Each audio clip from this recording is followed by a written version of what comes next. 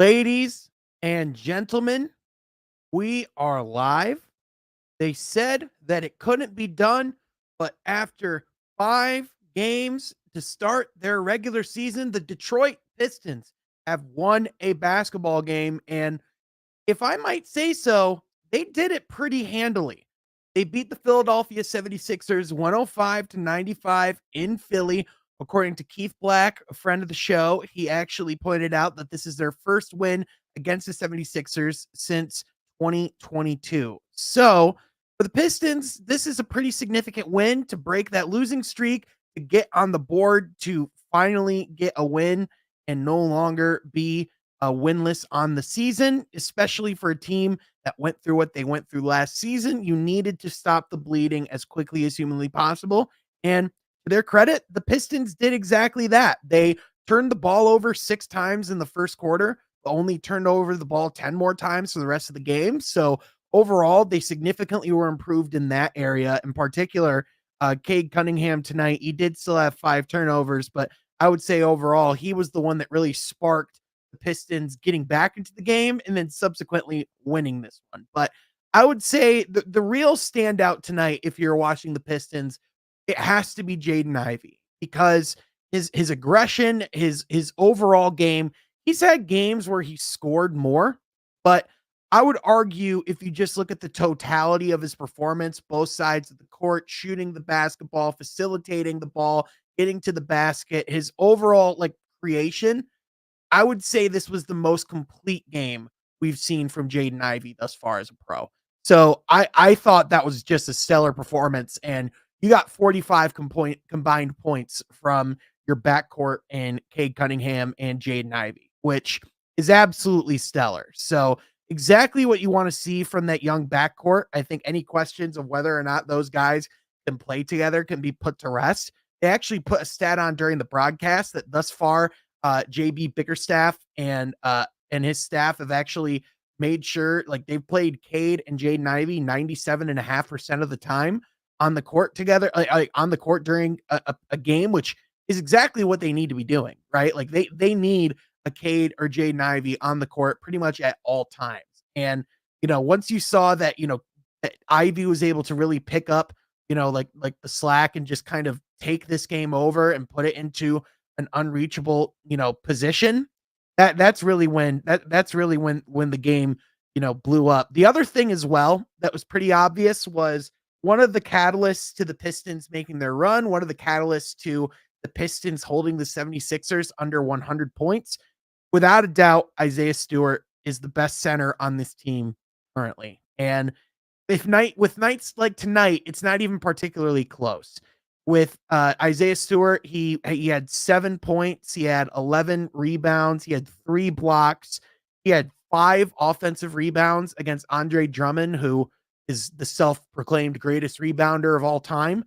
And he overall just looks like the most poised and consistent big that this Pistons roster has. Still need to get him going from beyond the arc. It looks like, they've been getting him, they were trying to get him on the perimeter more, trying to get him in the corner, but there were some fouls on screens. That's another thing as well that the Pistons need to clean up. Just not I saw someone point out on Twitter, just they don't have pretty much any good screeners on this team.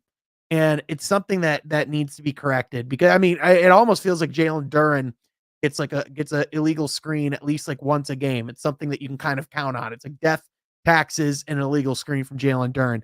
Speaking of Duren, we'll just kind of address that performance. It was a rough night for Jalen Duren, without a doubt his worst NBA game thus far as a pro. He didn't even play 11 minutes, and he got 6 fouls, fouled out early on in the fourth quarter. He did get 6 rebounds in that time, but just defensively, not a lot of discipline tonight. The fouls that he was getting just weren't good fouls. He just it wasn't the level of play that the Pistons need or should expect from the third year big. And for someone that, to be honest, I thought was in a prime position to really take a step forward this season, it's kind of been anything but thus far. And albeit it's a 5-game sample size, he's young, he's under a new coaching staff, insert other excuses here. But I still think that, if we're looking at this similar level of production from a Jalen Duren 20-25 games in, if I'm Trajan Langdon, I'm getting in contact with the front office of of the Brooklyn Nets, and I'm seeing what it would take to get Nick Claxton, because at a certain point, the Pistons just can't rely on development at every single position on the court, especially if they want to start stringing together wins and putting together more consistent performances. And in my opinion, the area that they really need the most stability from at the moment is that anchor on the defensive side of the ball. That's what really chains together that's what really makes this defense go. And I think you saw that tonight with Isaiah Stewart's play. The other thing as well, like Isaiah Stewart like caused some shots like it really like to be really uncomfortable on the 3-point line. Like there were multiple times where like 76ers players were just straight up airballing threes like multiple times. And so like you just had an engaged Pistons team on both sides of the court all around. And a guy that really deserves credit, and someone who I think is going to have a particularly good night tonight, is the guy who returned to Philadelphia, Tobias Harris, who, listen, we've acknowledged on this podcast, I've acknowledged on Twitter, he has not been very good to start this season. It's very early, but he still has not been able to get his 3-point shot going. He had almost an entire game's worth of action where he didn't score a single point. And it looked like at the beginning of this game, it just looked like it was going to be a rough night for Tobias. But when it was clear that he wasn't going to get it going from beyond the arc, he moved his game closer to the basket, and he finished with 18 points after his one of five like shooting struggle in the beginning of the game. He was like over 50% for the rest of the game. That's because he was taking looks that were given to him. He was taking advantage of mismatches. He was getting opportunities that were easy for him. He wasn't having to create so much off the dribble, and he let the game flow and come to him. On top of that, he had 14 rebounds. So he was definitely contributing on that side of the court. And, he just looked engaged. He looked like he wanted to get that win. And listen, when you have an entire arena booing you and you spend 6 years for a franchise and that's the reception that you get in return, that like players can say whatever they want. That's a different game. There is an extra elevated level of motivation to pull that one out. And I thought Tobias Harris was exactly the type of veteran that the Pistons were hoping to get when they signed him this offseason. Some other guys that really deserve some credit as well. Tim Hardaway Jr. shot the lights out tonight, man. He was 5 of 7 from beyond the arc. He was engaged on defense as well. He had 3 assists, sneakily, being like another playmaker for this team. He played really solid tonight. And whenever they needed a big 3, it felt like Tim Hardaway Jr. Was almost always there to give it to him.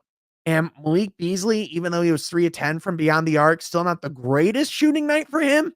Still, he came off the bench, was able to have like a similar performance, and was a lot better than he was in Miami. And the Pistons overall, they actually got some significant contributions from their bench tonight. They got the double digit points from Malik Beasley. They got Isaiah Stewart to come in and do what he did, but you were able to also see some pretty solid cutting and good action from Ron Holland. The Pistons still need to get Simone Fontecchio going, but tonight that didn't particularly matter. Everybody else was making solid plays. Everyone else was doing really well. Now, one quantifier that I think is important to note, one thing that I think is just fairly obvious, this is a really bad Philadelphia 76ers team. Specifically, without Joel Embiid and without Paul George, this is a bad team. Just straight up. Like this does not look extremely far off from the process 76ers when they don't have their 2 stars on the court. But nonetheless, the Pistons, that doesn't really matter when you're looking for your first win. What matters is, can you win the games that you're supposed to win? Can you close out and put together a consistent performance? And I would say for the Pistons, this is the most complete game that they've played in quite a long time. And obviously that includes that struggle that they had in the first quarter. Despite the fact that they weren't playing well, they were still only down by 4, and then they were able to turn that into a double digit lead. And essentially it really felt like from the second quarter on, Detroit had complete control of this game. And especially when, this team's been really struggling in the fourth quarter. And that quarter started out with the two quick fouls from Jalen Duren that resulted in easy opportunities for Philly. They cut the lead down from 18 to 10. Like, it looked like there was a real potential that the Pistons could be spiraling again, that this could be a lead that, that they were blowing. Like, I saw the tweets on the timeline. Like, everyone was thinking, here we go again. But that's not what happened. So, Sean, at this point last year, we would have lost versus Detroit Country Day JV team. Chuck, you are absolutely right. I think I think this team, even though the win total is not quite saying it, I think there are some pieces that are significantly, especially, it's been said a lot in the comments. It's been said a lot on on Twitter tonight, and it deserves to be said. Jaden Ivey is the most improved player on this team, and if he continues to play at this level, I mean, the franchise runs through Cade Cunningham and Jaden Ivey, and Ivey's just showing why he's had that all-star potential. Like, it was actually Blake from Detroit Bad Boys who said, "What's gotten into Jaden Ivey tonight?" And I said, "Man, he's just playing with sheer bona fide aggression. He looked like a guy that felt disrespected from what happened last season. And, no matter what coach, no matter what general manager has been in the front office, every single person that's had Jaden Ivey on their basketball team has said the same thing. The dude works super hard. If anything, you have to pull him back. And I think you're starting to see that work really show itself on the court, because Jaden Ivey looks more mature as a basketball player. He looks better as a defender. Definitely still not perfect, but he was making plays all over the court tonight. And I think flat out, he's been, him and alongside Cade, though, those have been your two best players and most consistent players. And I wouldn't necessarily put it in a ranking right now. I mean, obviously Cade's probably, overall your best player, but I mean, I'll tell you what, man, if Jaden Ivey's playing like that, he is not far off. He is a special talent. So for the Pistons, I mean, the other thing that you look at as well, just I might have mentioned this earlier, but I'm impressed with the performance that you got from Ron Holland tonight. I really liked the looks that he took, specifically close to the basket, the penetration that he did. He showed some poise.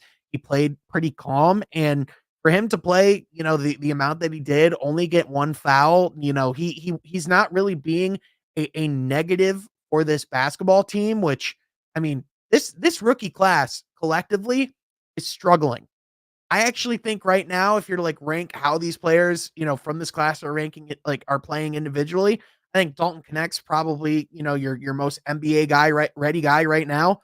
I think Ron Holland's definitely in that top 3, top 5 of the best from his class thus far. So, again, I think there's a lot to really be intrigued by for his future and what he can do going forward. So, I mean, overall, that's as good of a win as you can ask for. I mean, for Detroit, I mean, how many games have the Pistons had where it hasn't even been a conversation that they were going to lose, where they were able to actually string together a complete performance and the other team just straight up wasn't in the game.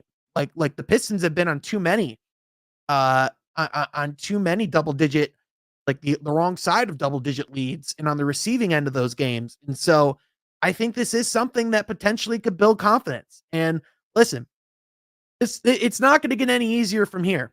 They on Friday are going back home. They're hosting the New York Knicks.